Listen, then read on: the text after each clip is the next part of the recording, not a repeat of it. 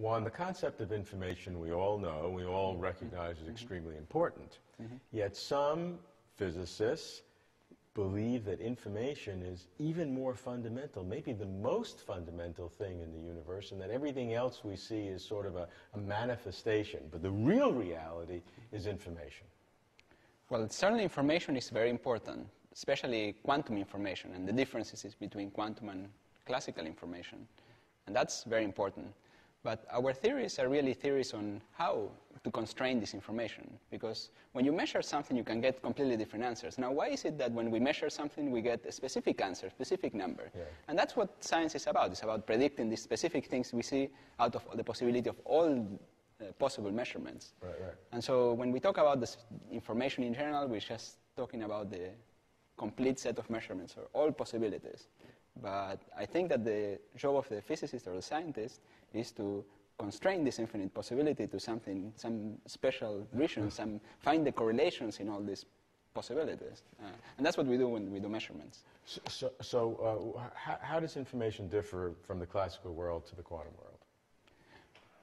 Well, quantum information is an object which is a little more fuzzy, so things can exist in different states at the same time and so on. While classical information is always either 0 or 1, let's say, you can characterize it in this way as bits in your computer. Quantum bits can be superpositions of two possibilities. And this idea that it can be in superpositions is the most important and perhaps counterintuitive idea, that something is not definitely 0 or 1, it's somewhere in between. So if the universe is composed of matter, and matter at its ultimate is quantum mechanics and working by quantum theory, and if that's described by quantum information, some might say that therefore quantum information is the most fundamental substrate that we can deal with. Yeah, sure, and that's very important. And actually an interesting question is whether there is a wave function. So wave functions is how we characterize quantum information, is what gives us a way to characterize the information and tells us essentially what the probability of observing different outcomes is. Right. So one interesting question is whether there is a wave function or some probability set for the whole universe. So are we in a superposition of this universe we see plus some other universe with different physical laws and so on? So normally we think of the wave function as the probability of a particle, a very small particle. Right. You're saying now that there could be a wave function of the entire universe. Yeah, exactly, yeah. So, and in principle there should be. So according to the laws of quantum mechanics, there should be a wave function for the classical universe, and it contains us both having this conversation in slightly different ways that were affected by previous quantum events and so on. It's a very counterintuitive idea, and it's hard to think about it, but this is really what quantum mechanics is saying, that we would be in these different quantum superpositions. But can we dig deeper in information? Is it conceivable in principle that the real reality underlying particles or forces or strings or anything is literally information, bits of information in a quantized way? Well, I think that you need something more than purely information. You need some laws to constrain the information, or some laws that give you correlations between different possibilities. And that's what happens in quantum mechanics. We have quantum mechanics could describe very different systems, and we have to choose an evolution law. We have to choose something that will determine how the system will evolve, and that will tell us how measurements are correlated. The alternative argument is that it's not that the laws have to constrain the information, but at the most fundamental level, the information is creating the laws. Well, I find this hard to believe, because... But, well, if somebody has a concrete model that shows how this can happen, I'd be very happy to consider it. Well, I think it's a feeling, it's an intuition. Maybe there are some good arguments, but... I mean, in all other situations where laws are emergent, you need the most basic law, or some aspect of the most basic law, to find these emergence. So there are emergent concepts like temperature, for example. Temperature is not something we can assign to an elementary particle. Right. But it's something that we can assign to a collection of particles. Okay. But this can happen because of some specific structure of the fundamental laws. couldn't happen if, I don't know, energy wasn't conserved, for example. We couldn't assign temperatures. Yeah, so temperature is an emergent. It's not a fundamental thing on its own, but it's the product of law. Another interesting question is how is information stored, whether it's stored locally or non-locally.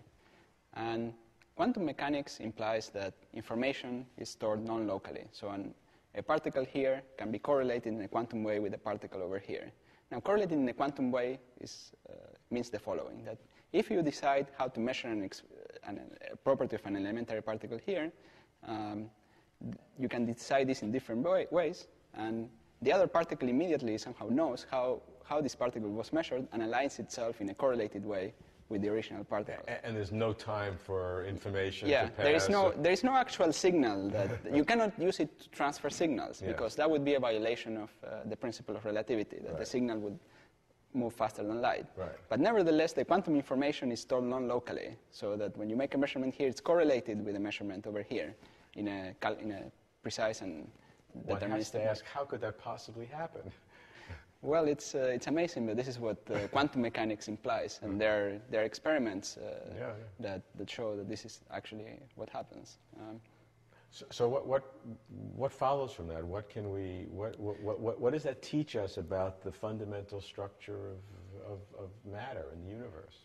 Right. So one question is, when we describe the theory of quantum gravity, where space-time is also changing and described by quantum mechanics, do we have various spacetimes in quantum superpositions, and how exactly do we describe this?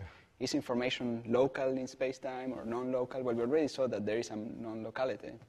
And perhaps one very dramatic manifestation of this is by the description of quantum black holes, where when the black hole forms and collapses, we can describe everything that is happening in the interior by a theory that lives on the boundary.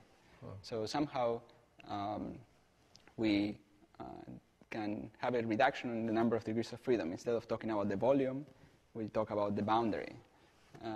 And so all the information in this huge volume can be stored on the surface area. That's the idea, that's right. So in a theory of quantum gravity, there is a reduction in the number of quantum bits or in the information we need to describe a system. This so-called holographic principle. Yeah, this is the so-called holographic principle. And holography, in a sense, is an idea of how to store information. You store it in two dimensions and representing three dimensions. Right, that's the ordinary optical holography. That's well understood. And it's a way to take a picture of a three-dimensional object and store it on a two-dimensional surface. Here, the idea is that the same applies to gravity and to everything that happens in the interior of some volume. Is there some? If that's true, I mean, is this a theory, or is we believe very strongly this is the case? Well, we believe somewhat strongly that this is the case, but there is no experimental test that this is true in gravity. Because in order to really test it, you really need to test the quantum aspects of gravity. And these have not been directly tested. But assume it's correct. What follows from that? If information of volume can be stored on a surface in a black hole, does that imply anything about the deep structure of reality?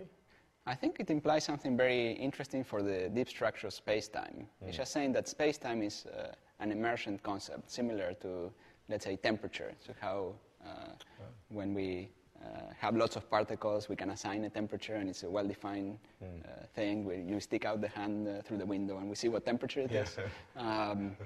And similarly for space-time, you have some particles that move in some abstract space, and out of the interactions between these different particles, we have a definite space-time. And the particles that give rise to the space-time live in a different dimension than the space-time itself. And that would be, in a sense, emergent from the application of this information, of how information is stored. Yeah, that's right. So, well, we really need a theory of how information is stored and how information is processed by some quantum laws, of dynamical laws. So we need both things.